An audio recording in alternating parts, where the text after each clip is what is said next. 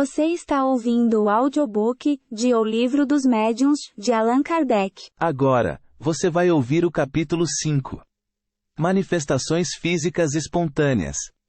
Da segunda parte. Ruídos, barulhos e perturbações. 82. São provocados os fenômenos de que acabamos de falar. Sucede, porém, às vezes produzirem-se espontaneamente, sem intervenção da vontade, até mesmo contra a vontade, pois que frequentemente se tornam muito importunos. Além disso, para excluir a suposição de que possam ser efeito de imaginação sobreexcitada pelas ideias espíritas, há a circunstância de que se produzem entre pessoas que nunca ouviram falar disso, e exatamente quando menos por semelhante coisa esperavam. Tais fenômenos, a que se poderia dar o nome de espiritismo prático natural, são muito importantes, por não permitirem a suspeita de conivência. Por isso mesmo, recomendamos às pessoas que se ocupam com os fatos espíritas, que registrem todos os desse gênero, que lhes cheguem ao conhecimento, mas, sobretudo, que lhes verifiquem cuidadosamente a realidade, mediante pormenorizado estudo das circunstâncias, a fim de adquirirem a certeza de que não são joguetes de uma ilusão, ou de uma mistificação. 83. De todas as manifestações espíritas, as mais simples e mais frequentes são os ruídos e as pancadas. Neste caso, principalmente, é que se deve temer a ilusão, porquanto uma infinidade de causas naturais pode produzi-los. O vento que sibila ou que agita um objeto, um corpo que se move por si mesmo sem que ninguém perceba, um efeito acústico, um animal escondido, um inseto, etc. Até mesmo a malícia dos brincalhões de mau gosto. Aliás, os ruídos espíritas apresentam um caráter especial, revelando intensidade e timbre muito variado, que os tornam facilmente reconhecíveis, e não permitem sejam confundidos com os estalidos da madeira, com as crepitações do fogo, ou com o tic-tac monótono do relógio. São pancadas secas, ora surdas fracas e leves, ora claras distintas, às vezes retumbantes, que mudam de lugar e se repetem sem nenhuma regularidade mecânica. De todos os meios de verificação, o mais eficaz, o que não pode deixar dúvida quanto à origem do fenômeno, é a obediência deste à vontade de quem o observe. Se as pancadas se fizerem ouvir num lugar determinado, se responderem, pelo seu número ou pela sua intensidade, ao pensamento, não se lhes pode deixar de reconhecer uma causa inteligente. Todavia, a falta de obediência, nem sempre constitui prova em contrário. 84. Admitamos agora que, por uma comprovação minuciosa, se adquira a certeza de que os ruídos, ou outros efeitos quaisquer, são manifestações reais. Será racional que se lhes tenha medo? Não, de certo. Porquanto, em caso algum, nenhum perigo haverá nelas. Só os que se persuadem de que é o diabo que as produz podem ser por elas abalados de modo deplorável, como são as crianças a quem se mete medo com o lobisomem, ou o papão. Essas manifestações tomam às vezes, forçoso é convir, proporções e persistências desagradáveis, causando aos que as experimentam, o desejo muito natural de se verem livres delas. A este propósito, uma explicação se faz necessária. 85. Dissemos atrás, que as manifestações físicas têm por fim chamar-nos a atenção para alguma coisa, e convencer-nos da presença de uma força superior ao homem. Também dissemos que os espíritos elevados, não se ocupam com esta ordem de manifestações. Que se servem dos espíritos inferiores para produzi-las, como nos utilizamos dos nossos serviçais para os trabalhos pesados, e isso com o fim que vamos indicar. Alcançado esse fim, cessa a manifestação material, por desnecessária. Um ou dois exemplos farão melhor compreender a coisa. 86. Há muitos anos, quando ainda iniciava meus estudos sobre o Espiritismo, estando certa noite entregue a um trabalho referente a esta matéria, pancadas se fizeram ouvir em torno de mim, durante 4 horas consecutivas. Era a primeira vez que tal coisa me acontecia. Verifiquei não serem devidas a nenhuma causa acidental, mas na ocasião, foi só o que pude saber. Por essa época, tinha eu frequentes ensejos de estar com um excelente médium escrevente. No dia seguinte, perguntei ao espírito que por seu intermédio se comunicava, qual a causa daquelas pancadas. Respondeu-me ele, o teu espírito familiar que te desejava falar. Que queria de mim? Resposta. Ele está aqui, pergunta-lhe. Tendo-o interrogado, aquele espírito se deu a conhecer sob um nome alegórico. Vim a saber depois por outros espíritos, que pertence a uma categoria muito elevada, e que desempenhou na Terra importante papel, apontou erros no meu trabalho, indicando-me as linhas onde se encontravam. Deu-me úteis e sábios conselhos, e acrescentou que estaria sempre comigo, e atenderia ao meu chamado, todas as vezes que o quisesse interrogar. A partir de então, com efeito, esse espírito nunca mais me abandonou. Dele recebi muitas provas de grande superioridade, e sua intervenção benévola e eficaz me foi manifesta, assim nos assuntos da vida material, como no tocante às questões metafísicas. Desde a nossa primeira entrevista, as pancadas cessaram. De fato, que desejava ele? Pôr-se em comunicação regular comigo. Mas para isso precisava de me avisar. Dado e explicado o aviso, estabelecidas as relações regulares, as pancadas se tornaram inúteis. Daí o cessarem. O tambor deixa de tocar para despertar os soldados, logo que estes se acham todos de pé. Fato quase semelhante sucedeu a um dos nossos amigos. Havia algum tempo, no seu quarto se ouviam ruídos diversos que já se iam tornando fatigantes. Apresentando-lhe ocasião de interrogar o espírito de seu pai, por um médium escrevente, soube o que queriam dele, fez o que foi recomendado, e daí em diante nada mais ouviu. Deve-se notar que as manifestações deste gênero são mais raras para as pessoas, que dispõem de meio regular e fácil de comunicação com os espíritos, e isso se concebe. Ponto. Arremesso de objetos. 87. As manifestações espontâneas nem sempre se limitam a ruídos e pancadas. Degeneram, por vezes, em verdadeiro estardalhaço e em perturbações. Móveis e objetos diversos são derribados, projéteis de toda sorte são atirados de fora para dentro, portas e janelas são abertas e fechadas por mãos invisíveis, ladrilhos são quebrados, o que não se pode levar à conta da ilusão. Muitas vezes o derribamento se dá de fato. De outras, porém, só se dá na aparência. Ouvem-se vozerios em aposentos contíguos, barulho de louça que cai e se quebra com estrondo, cepos que rolam pelo assoalho. Acorrem as pessoas da casa, e encontram tudo calmo e em ordem. Mal saem, recomeça o tumulto. 88. As manifestações desta espécie não são raras, nem novas. Poucas serão as crônicas locais, que não encerrem alguma história desta natureza. É fora de dúvida que o medo tem exagerado muitos fatos que, passando de boca em boca, assumiram proporções gigantescamente ridículas. Com o auxílio da superstição, as casas onde eles ocorrem, foram tidas como assombradas pelo diabo, e daí todos os maravilhosos ou temíveis contos de fantasmas. Por outro lado, a velhacária não consentiu em perder tão bela ocasião de explorar a credulidade, e quase sempre para satisfação de interesses pessoais. Aliás, facilmente se concebe que impressão podem fatos desta ordem produzir, mesmo dentro dos limites da realidade, em pessoas de caracteres fracos, e predispostas pela educação, a alimentar ideias supersticiosas. O meio mais seguro de obviar aos inconvenientes que possam trazer, visto não ser possível impedir-se que se deem, consiste em tornar conhecida a verdade. Em coisas terríficas se convertem as mais simples, quando se lhes desconhecem as causas. Ninguém mais terá medo dos espíritos, quando todos estiverem familiarizados com eles, e quando os a quem eles se manifestam, já não acreditem que estão às voltas com uma legião de demônios.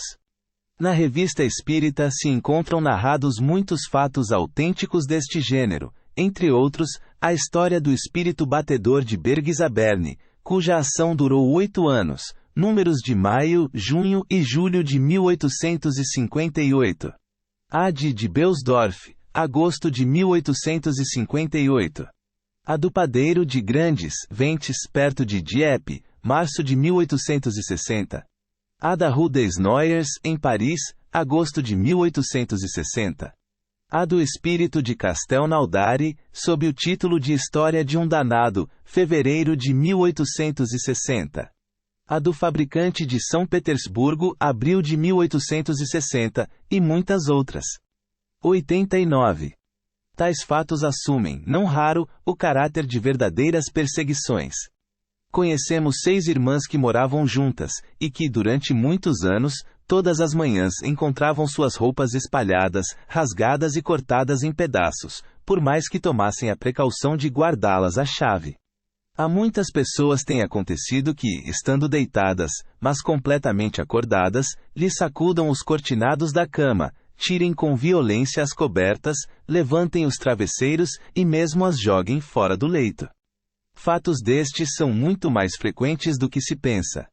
Porém, as mais das vezes, os que deles são vítimas nada ousam dizer, de medo do ridículo. Somos sabedores de que, por causa desses fatos, se tem pretendido curar, como atacados de alucinações, alguns indivíduos, submetendo-os ao tratamento a que se sujeitam os alienados, o que os torna realmente loucos. A medicina não pode compreender estas coisas, por não admitir, entre as causas que as determinam, senão o elemento material. Donde, erros frequentemente funestos. A história descreverá um dia certos tratamentos em uso no século XIX, como se narram hoje certos processos de cura da Idade Média. Admitimos perfeitamente que alguns casos são obra da malícia ou da malvadez. Porém, se tudo bem averiguado, provado ficar que não resultam da ação da homem, dever-se a convir em que são obra, ou do diabo como dirão uns, ou dos espíritos como dizemos nós. Mas de que espíritos? 90. Os espíritos superiores, do mesmo modo que, entre nós, os homens retos e sérios, não se divertem a fazer charivaris. Temos por diversas vezes chamado aqueles espíritos, para lhes perguntar por que motivo perturbam assim a tranquilidade dos outros. Na sua maioria, fazem-no apenas para se divertirem. São mais levianos do que maus, que se riem dos terrores que causam, e das pesquisas inúteis que se empreendem para a descoberta da causa do tumulto. Agarram-se com frequência a um indivíduo, comprazendo-se em o atormentarem e perseguirem de casa em casa. De outras vezes, apegam-se a um lugar, por mero capricho. Também, não raro, exercem por essa forma uma vingança, como teremos ocasião de ver. Em alguns casos, mais louvável é a intenção a que cedem. Procuram chamar a atenção e pôr-se em comunicação com certas pessoas, quer para lhes darem um aviso proveitoso, quer com o fim de lhes pedirem qualquer coisa para si mesmos. Muitos temos visto que pedem preces. Outros que solicitam o cumprimento, em nome deles, de votos que não puderam cumprir. Outros ainda que desejam, no interesse do próprio repouso, reparar uma ação má que praticaram quando vivos. Em geral, é um erro ter-se medo. A presença desses espíritos pode ser importuna, porém, não perigosa. Concebe-se, aliás, que toda gente deseja ver-se livre deles. Mas, geralmente, as que isso desejam, fazem o contrário do que deveriam fazer para consegui-lo. SESI trata espíritos que se divertem. Quanto mais ao sério se tomarem as coisas, tanto mais eles persistirão como crianças travessas, que tanto mais molestam as pessoas, quanto mais estas se impacientam, e que metem medo aos poltrões. Se todos tomassem o alvitre sensato de rir das suas partidas, eles acabariam por se cansar e ficar quietos. Conhecemos alguém que, longe de se irritar, os excitava, desafiando-os a fazerem tal ou tal coisa, de modo que, ao cabo de poucos dias, não mais voltaram. Porém, como dissemos acima, alguns há que assim procedem por motivo menos frívolo. Daí vem que é sempre bom saber-se o que querem. Se pedem qualquer coisa, pode-se estar certo de que, satisfeitos os seus desejos, não renovarão as visitas. O melhor meio de nos informarmos a tal respeito, consiste em evocarmos o espírito, por um bom médium escrevente. Pelas suas respostas, veremos imediatamente com quem estamos às voltas, e obraremos de conformidade com o esclarecimento colhido. Se é algum espírito infeliz, manda à caridade que lhe dispensemos as atenções que mereça. Se é um engraçado de mau gosto, podemos proceder desembaraçadamente com ele. Se um malvado, devemos rogar a Deus que o torne melhor. Qualquer que seja o caso, a prece nunca deixa de dar bom resultado. As fórmulas graves de exorcismo, essas os fazem rir. Nenhuma importância lhes ligam. Sendo possível entrar em comunicação com eles, deve-se sempre desconfiar dos qualificativos burlescos ou apavorantes que dão a si mesmos para se divertirem com a credulidade dos que acolhem como verdadeiros tais qualificativos. Nos capítulos referentes aos lugares assombrados e às obsessões, consideraremos com mais pormenores este assunto e as causas da ineficácia das preces em muitos casos. 91.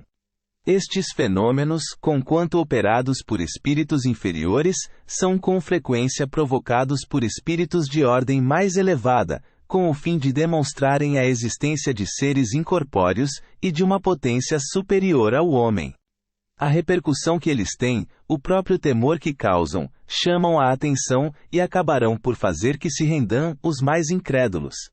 Acham estes mais simples lançar os fenômenos a que nos referimos à conta da imaginação, explicação muito cômoda e que dispensa outras. Todavia, quando objetos vários são sacudidos ou atirados à cabeça de uma pessoa, bem complacente imaginação precisaria ela ter, para fantasiar que tais coisas sejam reais, quando não o são. Desde que se nota um efeito qualquer, ele tem necessariamente uma causa.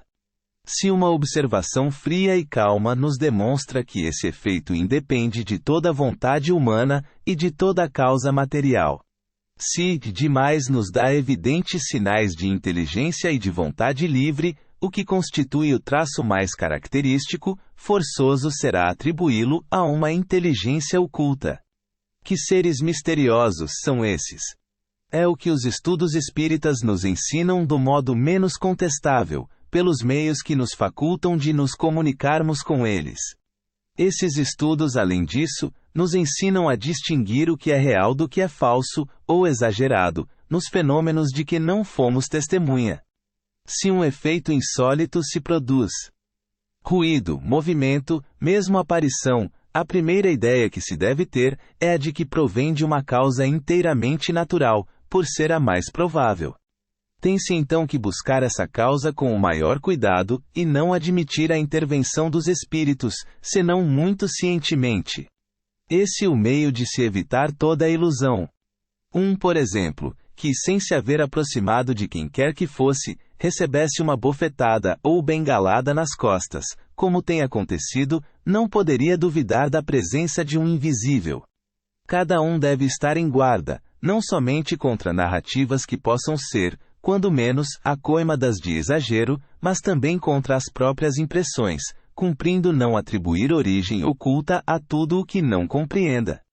Uma infinidade de causas muito simples e muito naturais pode produzir efeitos à primeira vista estranhos, e seria verdadeira superstição ver por toda parte espíritos ocupados em derribar móveis, quebrar louças, provocar, enfim, as 1001 perturbações que ocorrem nos lares, quando mais racional é atribuí-las ao desazo. 92. A explicação dada do movimento dos corpos inertes se aplica naturalmente a todos os efeitos espontâneos a que acabamos de passar revista. Os ruídos, embora mais fortes do que as pancadas na mesa, procedem da mesma causa. Os objetos derribados ou deslocados o são pela mesma força que levanta qualquer objeto. Há mesmo aqui uma circunstância que apoia esta teoria. Poder-se-ia perguntar onde, nessa circunstância, o médium. Os espíritos nos disseram que, em tal caso, há sempre alguém cujo poder se exerce à sua revelia. As manifestações espontâneas, muito raramente se dão em lugares ermos. Quase sempre se produzem nas casas habitadas e por motivo da presença de certas pessoas que exercem influência sem que o queiram. Essas pessoas ignoram possuir faculdades mediúnicas, razão por que lhes chamamos médiuns naturais. São, com relação aos outros médiuns, o que os sonâmbulos naturais são relativamente aos sonâmbulos magnéticos e tão dignos como aqueles de observação. 93. A intervenção voluntária ou involuntária de uma pessoa dotada de aptidão especial para a produção destes fenômenos parece necessária, na maioria dos casos, embora alguns haja em que, ao que se afigura, o espírito obra por si só. Mas então poderá dar-se que ele tire de algures o fluido animalizado, que não de uma pessoa presente. Isto explica porque os espíritos que constantemente nos cercam não produzem perturbação a todo instante. Primeiro, é preciso que o espírito queira, que tenha um objetivo, um motivo, sem o que nada faz. Depois, é necessário, muitas vezes, que encontre exatamente no lugar onde queira operar uma pessoa apta a secundá-lo, coincidência que só muito raramente ocorre. Se essa pessoa aparece inopinadamente, ele dela se aproveita. Mesmo quando todas as circunstâncias sejam favoráveis, ainda poderia acontecer que o espírito se visse tolhido por uma vontade superior, que não lhe permitisse proceder a seu bel prazer. Pode também dar-se que só lhe seja permitido fê-lo dentro de certos limites, e no caso de serem tais manifestações julgadas úteis, quer como meio de convicção, quer como provação para a pessoa por ele visada. Ponto. O espírito perturbador da Rua des Noyers. 94. A este respeito, apenas citaremos o diálogo provocado a propósito dos fatos ocorridos em junho de 1860, na Rua des Noyers, em Paris. Encontrar-se-ão os pormenores do caso na Revista Espírita, número de agosto de 1860. 1 grau. A São Luís, quererias ter a bondade de nos dizer se são reais os fatos que se dizem passados na Rua des Noyers? Quanto à possibilidade deles se darem, disso não duvidamos. São reais esses fatos. Simplesmente, a imaginação dos homens os exagerara, seja por medo, seja por ironia. Mas repito, são reais. Produz essas manifestações um espírito que se diverte um pouco à custa dos habitantes do lugar. 2 graus. Haverá na casa alguma pessoa que dê causa a tais manifestações? Elas são sempre causadas pela presença da pessoa avisada. É que o espírito perturbador não gosta do habitante do lugar onde ele se acha. Trata então de fazer-lhe maldades, ou mesmo procura obrigá-lo a mudar-se. 3 graus. Perguntamos se, entre os moradores da casa, alguém há que seja causador desses fenômenos, por efeito de uma influência mediúnica espontânea e involuntária? Necessariamente assim é, pois, sem isso, o fato não poderá dar-se. Um espírito vive num lugar que lhe é predileto. Conserva-se inativo, enquanto nesse lugar não se apresenta uma pessoa que lhe convenha. Desde que essa pessoa surge, começa ele a divertir-se quanto pode. 4 graus. Será indispensável a presença dessa pessoa no próprio lugar? Esse é o caso mais comum, e o que se verifica no de que tratas. Por isso foi que eu disse que, a não ser assim, o fato não teria podido produzir-se. Mas, não pretenda generalizar. Há casos em que a presença imediata não é necessária. 5 graus. Sendo sempre de ordem inferior esses espíritos, constituirá presunção desfavorável a uma pessoa a aptidão que revele para lhe servir de auxiliar? Isto não denuncia da parte dele uma simpatia para com os seres dessa natureza? Não é precisamente assim, porquanto essa aptidão se acha ligada a uma disposição física. Contudo, denuncia frequentemente uma tendência material que seria preferível não existisse, visto que, quanto mais elevado moralmente é o homem, tanto mais atrai a si os bons espíritos que, necessariamente, afastam os maus. 6 graus. Onde vai o espírito buscar os projéteis de que se serve? Os diversos objetos que lhe servem de projéteis, são as mais das vezes, apanhados nos próprios lugares dos fenômenos, ou nas proximidades. Uma força provinda do espírito os lança no espaço, e eles vão cair no ponto que o mesmo espírito indica. 7 graus. Pois que as manifestações espontâneas são muitas vezes permitidas e até provocadas para convencer os homens, parece-nos que se fossem pessoalmente atingidos por elas, alguns incrédulos se veriam forçados a render-se à evidência. Eles costumam queixar-se de não serem testemunhas de fatos concludentes.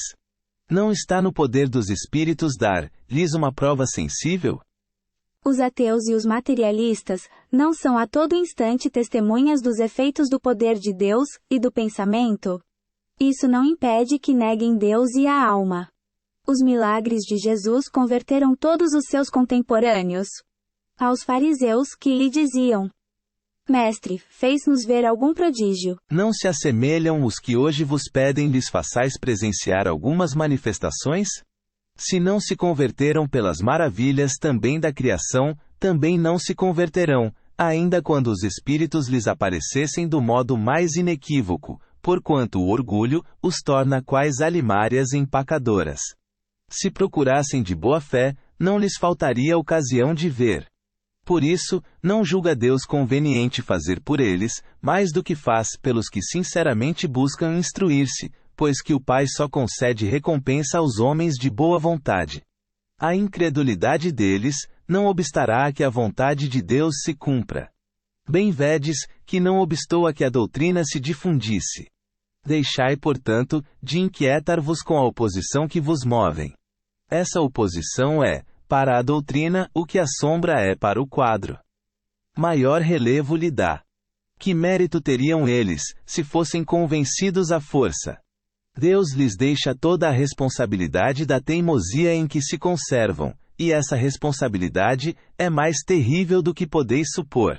Felizes os que creem sem ter visto, disse Jesus, porque esses não duvidam do poder de Deus. 8 graus. Achas que convém evoquemos o espírito a que nos temos referido, para lhe pedirmos algumas explicações? Evoca-o, se quiseres, mas é um espírito inferior, que só te dará respostas muito insignificantes. 95.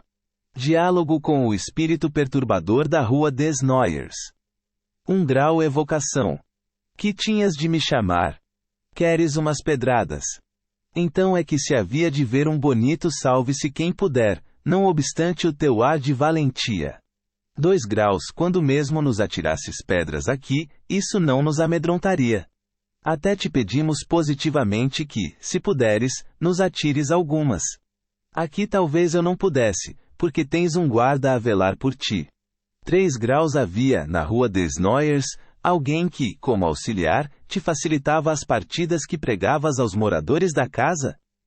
Certamente. Achei um bom instrumento, e não havia nenhum espírito douto, sábio e virtuoso para me embaraçar. Porque sou alegre.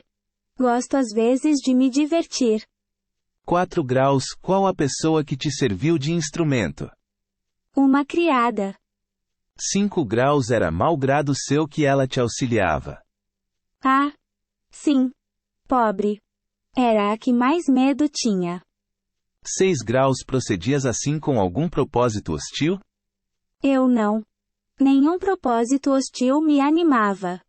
Mas os homens que de tudo se apoderam, farão que os fatos redundem em seu proveito. 7 graus. Que queres dizer com isso? Não te compreendemos. Eu só cuidava de me divertir.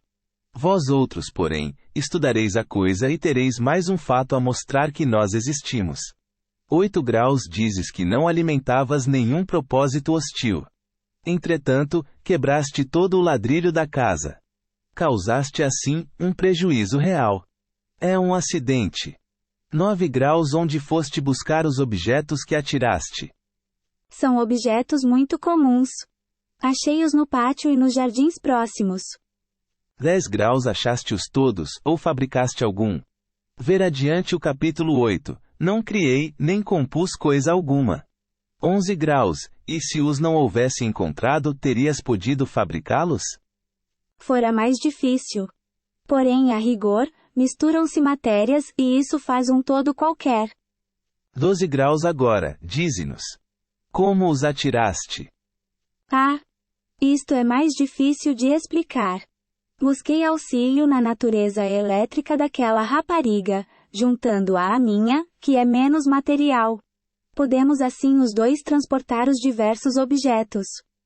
13 graus vais dar-nos de boa vontade, assim o esperamos, algumas informações acerca da tua pessoa. Dize-nos, primeiramente, se já morreste há muito tempo. Há muito tempo. Há bem 50 anos. 14 graus que eras quando vivo. Não era lá grande coisa. Simples trapeiro naquele quarteirão. Às vezes me diziam tolices, porque eu gostava muito do licor vermelho do bom velho Noé. Por isso mesmo, queria pô-los todos dali para fora. 15 graus, foi por ti mesmo e de bom grado que respondeste às nossas perguntas? Eu tinha um mestre. 16 graus, quem é esse mestre? O vosso bom rei Luís. Nota. Motivou esta pergunta a natureza de algumas respostas dadas, que nos pareceram acima da capacidade desse espírito, pela substância das ideias, e mesmo pela forma da linguagem. Nada, pois, de admirar é que ele tenha sido ajudado por um espírito mais esclarecido, que quis aproveitar a ocasião, para nos instruir. É este um fato muito comum, mas o que nesta circunstância constitui notável particularidade, é que a influência do outro espírito se fez sentir, na própria caligrafia. A das respostas em que ele interveio, é mais regular e mais corrente. A do trapeiro é angulosa, grossa, irregular, às vezes pouco legível, denotando caráter muito diferente. 17 graus, que fazes agora? Ocupas-te com o teu futuro? Ainda não. Vagueio. Pensam tão pouco em mim na terra, que ninguém roga por mim. Ora, não tendo quem me ajude, não trabalho. Nota. Ver-se-á mais tarde, quanto se pode contribuir para o progresso e o alívio dos espíritos inferiores, por meio da prece e dos conselhos. 18 graus, como te chamavas quando vivo? Janete. 19 graus, está bem, Janete. Oraremos por ti. Dize-nos se a nossa evocação te deu prazer ou te contrariou.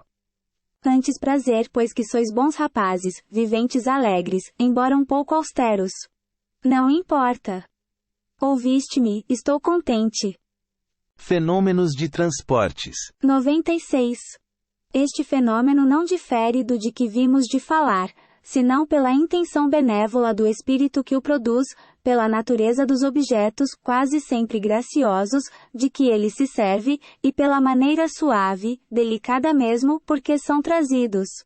Consiste no trazimento espontâneo de objetos inexistentes, no lugar onde estão os observadores. São quase sempre flores, não raro frutos confeitos, joias, etc.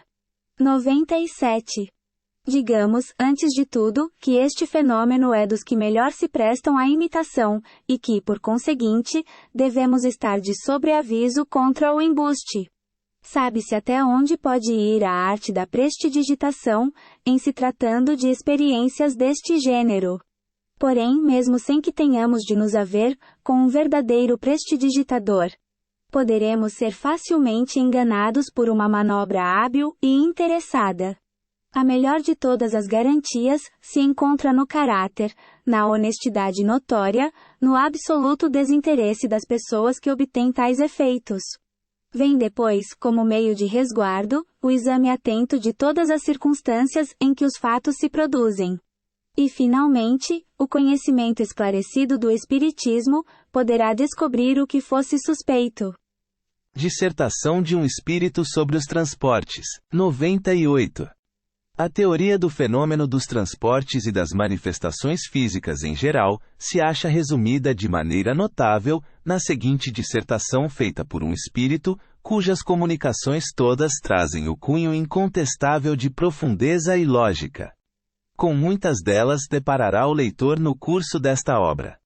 Ele se dá a conhecer pelo nome de Erasto, discípulo de São Paulo, e como protetor do médium que lhe serviu de instrumento.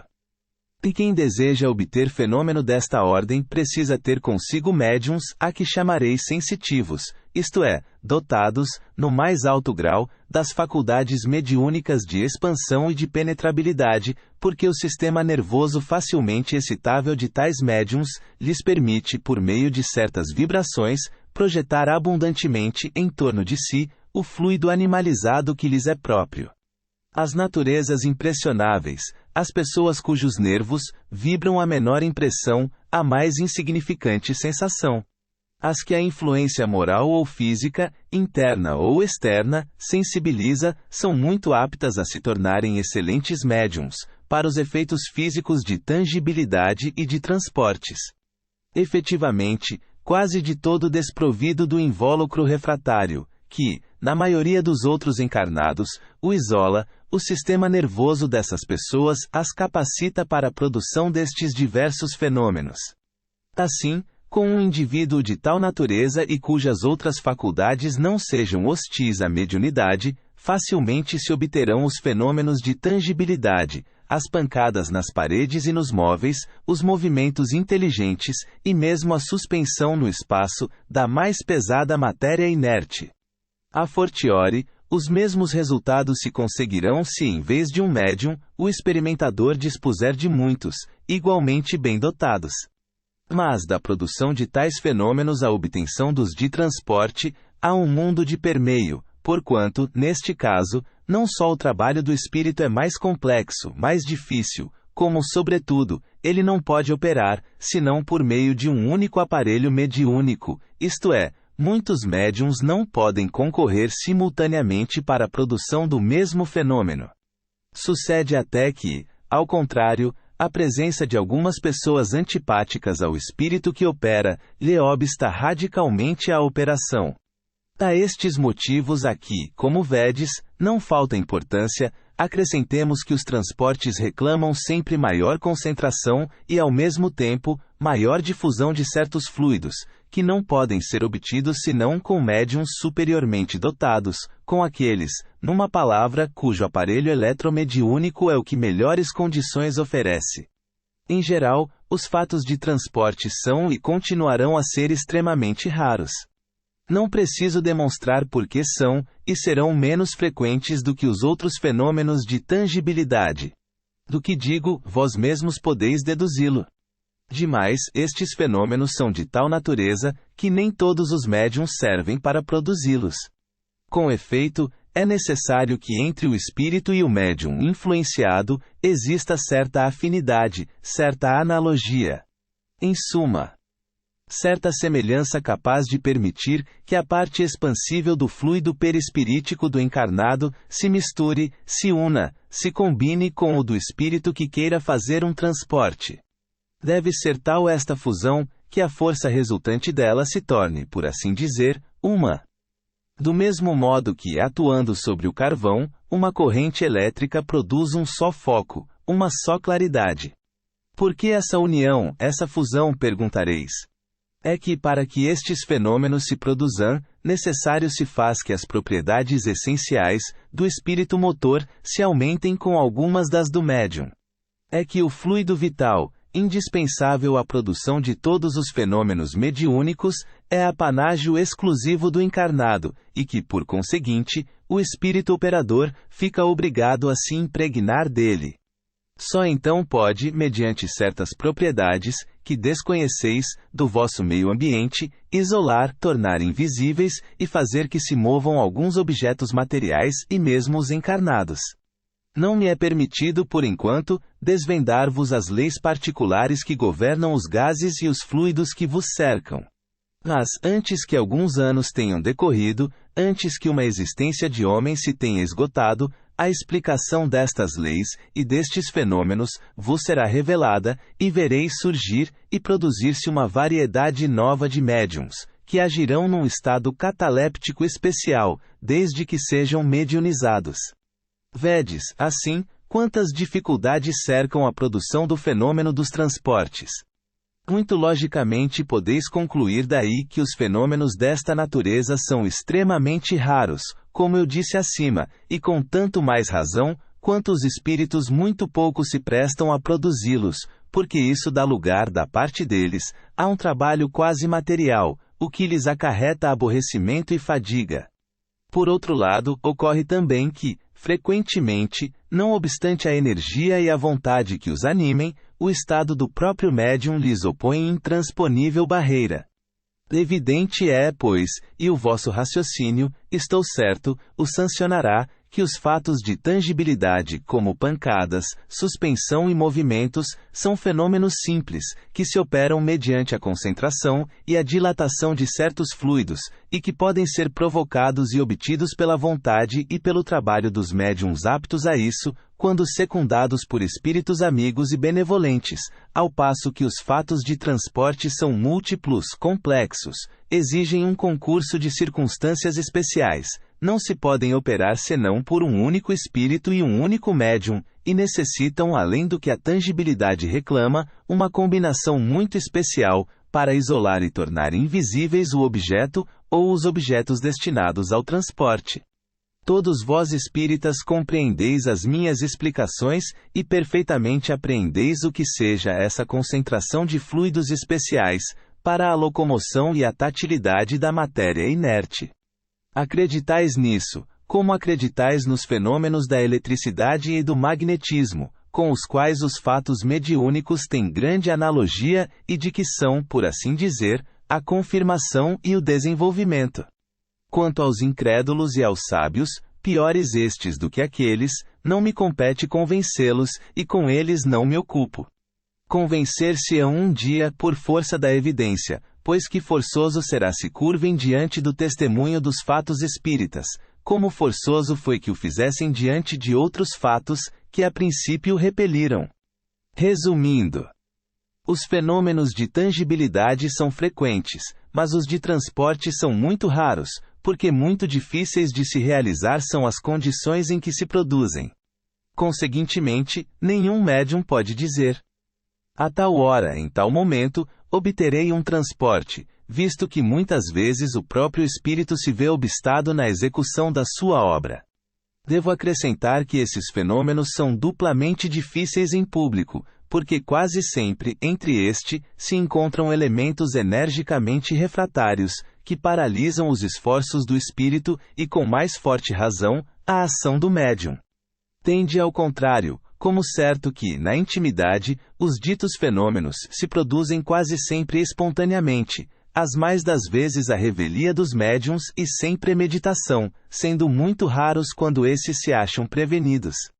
Deveis deduzir daí que há motivo de suspeição todas as vezes que um médium se lisonjeia de os obter à vontade, ou, por outra, de dar ordens aos espíritos, como a servos seus, o que é simplesmente absurdo.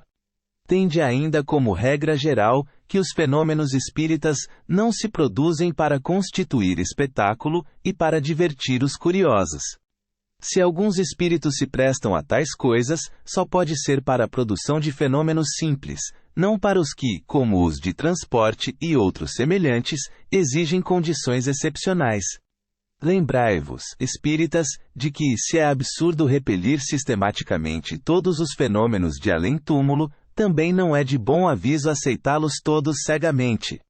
Quando um fenômeno de tangibilidade, de visibilidade, ou de transporte se opera espontaneamente, e de modo instantâneo, aceitai-o. Porém, nunca o repetirei demasiado, não aceiteis coisa alguma às cegas. Seja cada fato submetido a um exame minucioso, aprofundado e severo, porquanto, crede, o Espiritismo, tão rico em fenômenos sublimes e grandiosos, nada tem que ganhar com essas pequenas manifestações, que prestidigitadores hábeis podem imitar. Bem sei que ides dizer. É que estes são úteis para convencer os incrédulos. Mas, ficai sabendo, se não houvesseis disposto de outros meios de convicção, não contaríeis hoje a 100ª parte dos espíritas que existem. Falai ao coração. Por aí é que fareis maior número de conversões sérias. Se julgardes conveniente para certas pessoas valer-vos dos fatos materiais, ao menos apresentai-os em circunstâncias tais, que não possam permitir nenhuma interpretação falsa, e sobretudo, não vos afasteis das condições normais dos mesmos fatos, porque apresentados em más condições, eles fornecem argumentos aos incrédulos, em vez de convencê-los. Erasto. 99. O fenômeno de transporte apresenta uma particularidade notável, é que alguns médiums só o obtêm em estado sonambúlico, o que facilmente se explica. Há no sonâmbulo um desprendimento natural, uma espécie de isolamento do espírito e do perispírito, que deve facilitar a combinação dos fluidos necessários. Tal o caso dos transportes, de que temos sido testemunha. As perguntas que se seguem foram dirigidas ao espírito que os operara, mas as respostas se ressentem por vezes da deficiência dos seus conhecimentos. Submetemo-las ao espírito Erasto, muito mais instruído do ponto de vista teórico, e ele as completou, aditando-lhes notas muito judiciosas.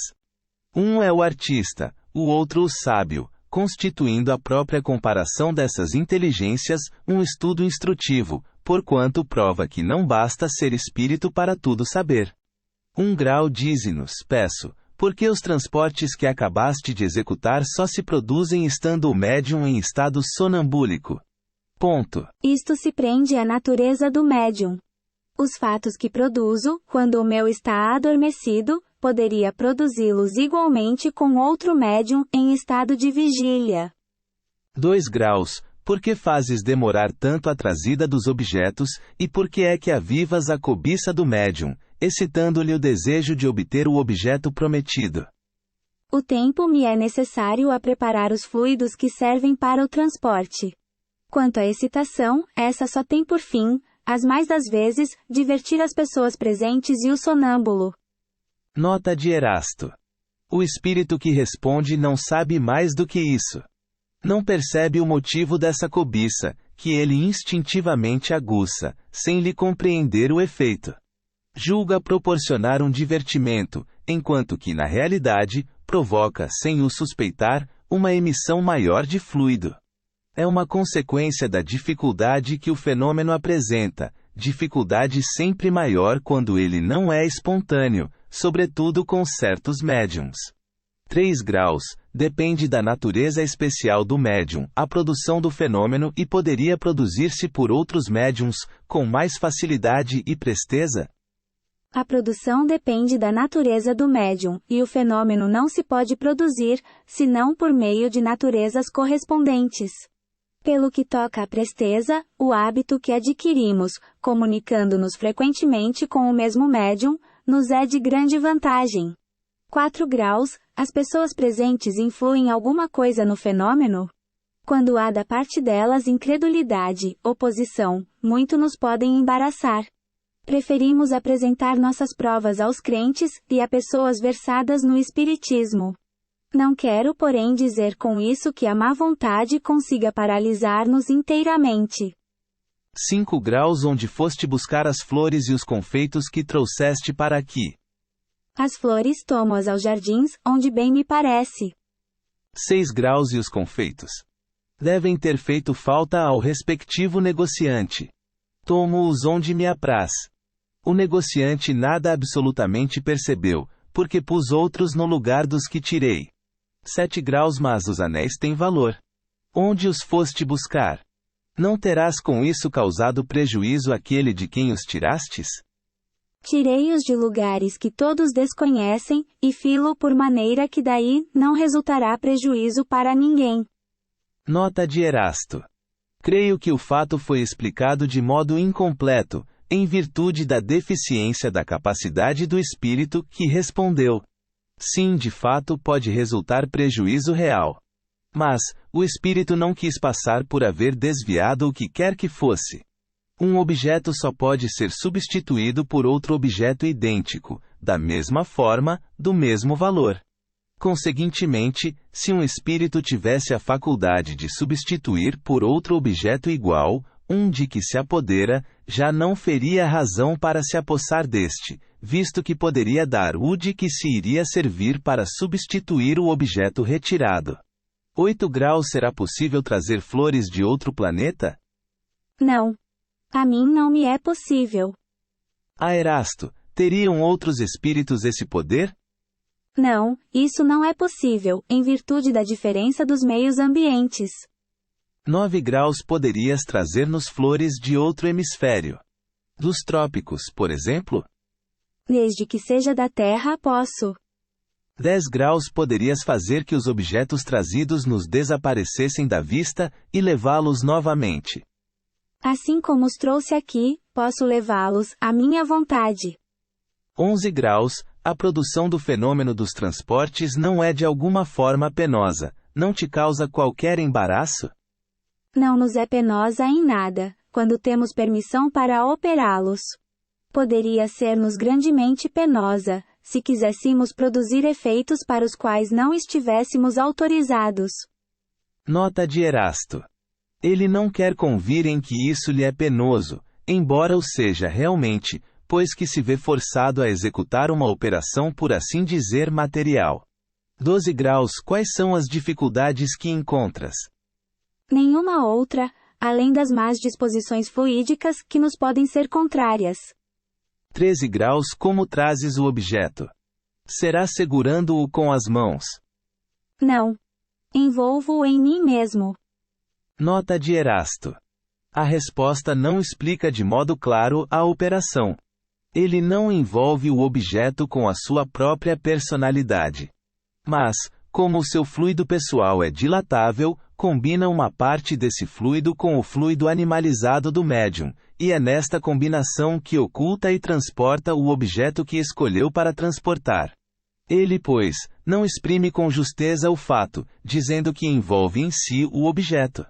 14 graus. Trazes com a mesma facilidade um objeto de peso considerável, de 50 quilos por exemplo. O peso nada é para nós. Trazemos flores, porque agrada mais do que um volume pesado. Nota de Erasto. É exato. Pode trazer objetos de 100 ou 200 quilos, por isso que a gravidade, existente para vós, é anulada para os espíritos. Mas ainda aqui, ele não percebe bem o que se passa. A massa dos fluidos combinados é proporcional à dos objetos. Numa palavra, a força deve estar em proporção com a resistência. Donde se segue que, se o espírito apenas traz uma flor ou um objeto leve, é muitas vezes porque não encontra no médium, ou em si mesmo, os elementos necessários, para um esforço mais considerável. 15 graus. Poder-se-ão imputar aos espíritos certas desaparições de objetos, cuja causa permanece ignorada? Isso se dá com frequência. Com mais frequência do que supondes. Mas isso se pode remediar, pedindo ao espírito que traga de novo o objeto desaparecido. Nota de Erasto. É certo. Mas às vezes, o que é subtraído, muito bem subtraído fica, pois que para muito longe são levados os objetos que desaparecem de uma casa e que o dono não mais consegue achar. Entretanto, como a subtração dos objetos exige quase que as mesmas condições fluídicas que o trazimento deles reclama, ela só se pode dar com o concurso de médiuns dotados de faculdades especiais. Por isso, quando alguma coisa desapareça, é mais provável que o fato seja devido a descuido vosso, do que à ação dos espíritos. 16 graus. Serão devidos à ação de certos espíritos, alguns efeitos que se consideram como fenômenos naturais? Nos dias que correm abundam fatos dessa ordem, fatos que não percebeis, porque neles não pensais, mas que com um pouco de reflexão se vos tornariam patentes. Nota de Erasto. Não atribuais aos espíritos o que é obra do homem. Mas crede na influência deles, oculta constante, a criar em torno de vós 1000 circunstâncias, 1000 incidentes necessários ao cumprimento dos vossos atos, da vossa existência. 17 graus. Entre os objetos que os espíritos costumam trazer, não haverá alguns que eles próprios possam fabricar, isto é, produzidos espontaneamente pelas modificações que os espíritos possam operar no fluido, ou no elemento universal? Por mim não, que não tenho permissão para isso. Só um espírito elevado o pode fazer. 18 graus. Como conseguiste outro dia introduzir aqueles objetos, estando fechado o aposento? Fi-los entrar comigo, envoltos por assim dizer, na minha substância. Nada mais posso dizer, por não ser explicável o fato. 19 graus. Como fizeste para tornar visíveis estes objetos que, um momento antes, eram invisíveis? Tirei a matéria que os envolvia. Nota de Erasto. O que os envolve não é matéria propriamente dita, mas um fluido tirado, metade do perispírito do médium, e metade do espírito que opera. 20 graus, a Erasto, pode um objeto ser trazido a um lugar inteiramente fechado. Numa palavra, pode o espírito espiritualizar um objeto material, de maneira que se torne capaz de penetrar a matéria. É complexa esta questão. O espírito pode tornar invisíveis, porém não penetráveis, os objetos que ele transporte. Não pode quebrar a agregação da matéria, porque seria a destruição do objeto. Tornando este invisível, o espírito pode transportar quando queira, e não o libertar senão no momento oportuno, para fê-lo aparecer. De modo diverso se passam as coisas, com relação aos que compomos. Como nestes, só introduzimos os elementos da matéria, como esses elementos são essencialmente penetráveis, e ainda, como nós mesmos penetramos e atravessamos os corpos mais condensados, com a mesma facilidade com que os raios solares atravessam uma placa de vidro, podemos perfeitamente dizer que introduzimos o objeto num lugar que esteja hermeticamente fechado, mas isso somente neste caso.